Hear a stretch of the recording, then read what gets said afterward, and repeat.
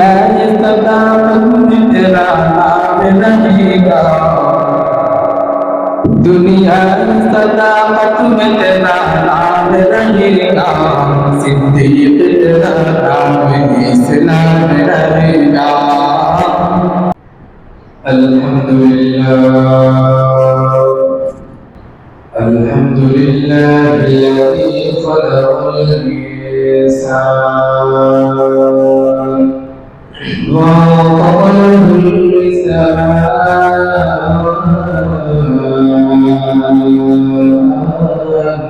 بكلمات مختلفة من لغات مختلفة، ونشهد أن لا إله إلا الله وحده لا شريك له، لا ضد له ولا ند له ولا مثل له، ونشهد أن سيدنا وسندنا وحبيبنا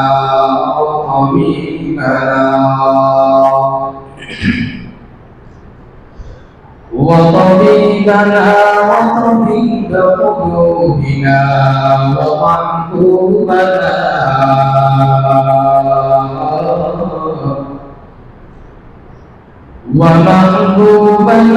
ومحبوب قلوبنا ومولانا محمد صلى الله تعالى عليه وعلى آله وأصحابه وبارك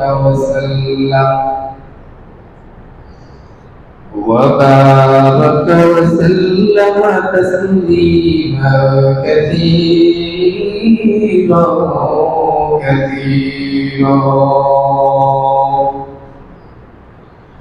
الذي أرسله الله تعالى بالحق بشيرا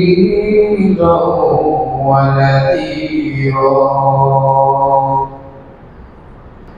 وداعيا إلى الله بإذنه وسراجا منيرا. أما بعد فأعوذ بالله من الشيطان الرجيم. بسم الله الرحمن الرحيم. ألهاكم التكاثر حتى زرتم المقابر، كلا سوف تعلمون ثم كلا سوف تعلمون. وقال النبي صلى الله عليه وسلم: حب الدنيا رأس كل خطيئة، أو كما قال النبي عليه الصلاة والسلام. صدق الله مولانا العظيم وصدق رسوله النبي الكريم، ونحن على ذلك لمن الشاهدين والشاكرين والذاكرين، والحمد لله رب العالمين. محمد آدم كفركم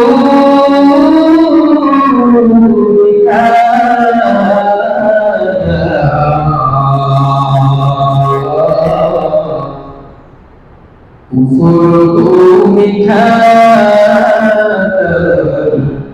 सदा बताया बलगुल्ला बिकमालिही कशफत तुजा बिजमालिही हसनत जमीउ खिसालिही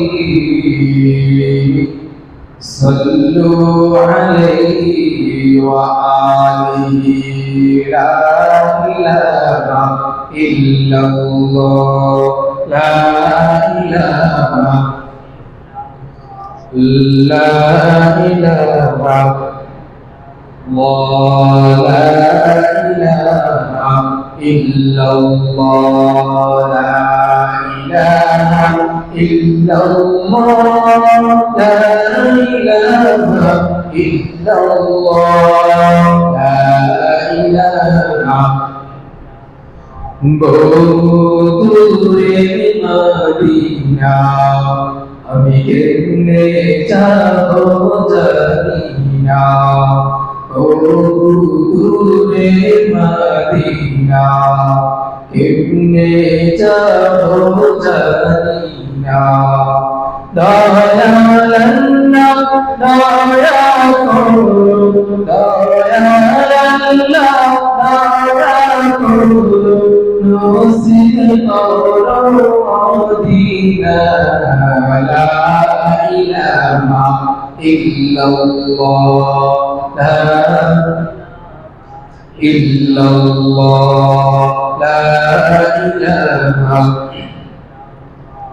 আসমান জমিন গায়রুল্লাহ আমার নবী গায়রুল্লাহ আসমান জমিন গায়রুল্লাহ আমার নবী গায়রুল্লাহ কুল মাখলুকাত গায়রুল্লাহ লা ইলাহা ইল্লাল্লাহ লা ইলাহা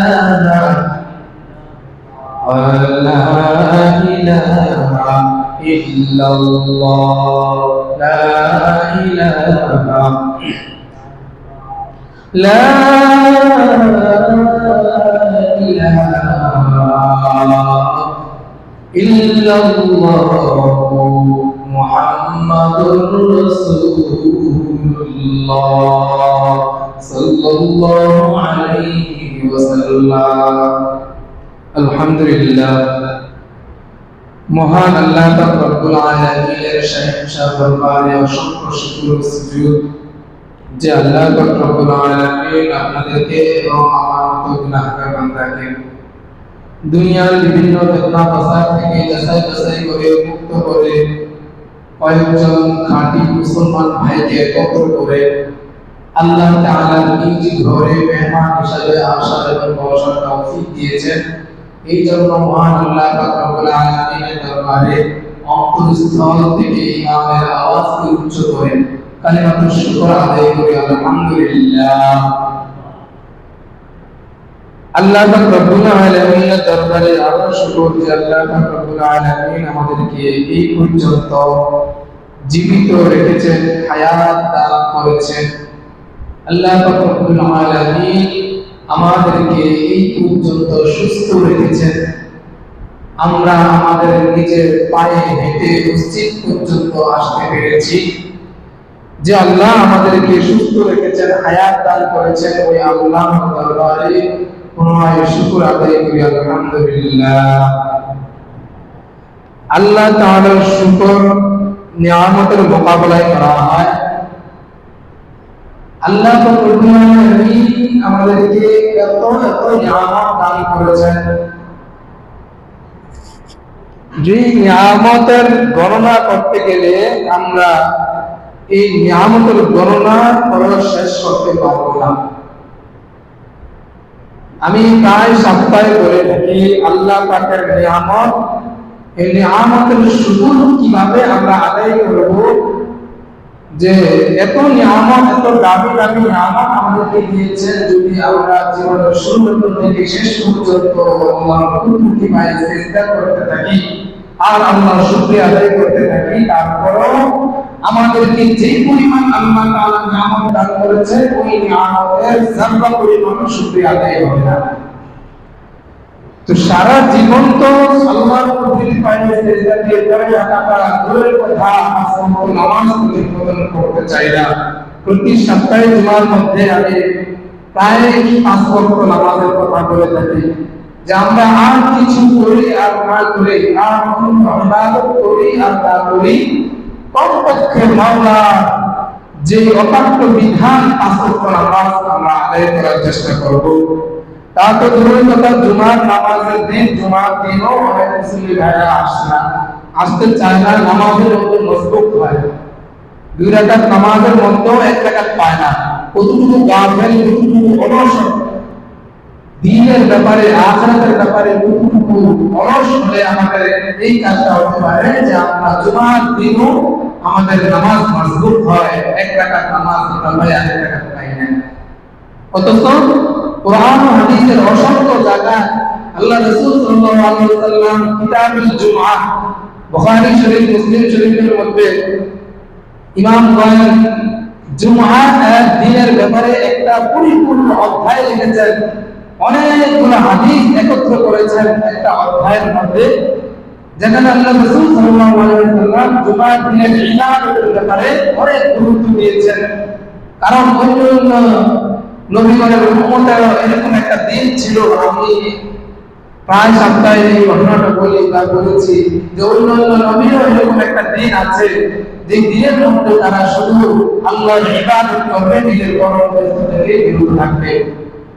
তো অন্যান্য নবীগণের উম্মতরা এই দিনের ব্যাপারে সীমালঙ্ঘন করার কারণে আল্লাহ তাআলা কোরআন শরীফের মধ্যে সুস্পষ্ট ভাষায় বলে দিয়েছেন যে পূর্ব নবীগণের উম্মতরা এই দিনের ব্যাপারে তাদের প্রত্যেকের নির্ধারিত যে দিন ইবাদতের ব্যাপারে বলা হয়েছে, এই দিনের মধ্যে ইবাদত না করায় আল্লাহ তাআলা তাদেরকে বললেন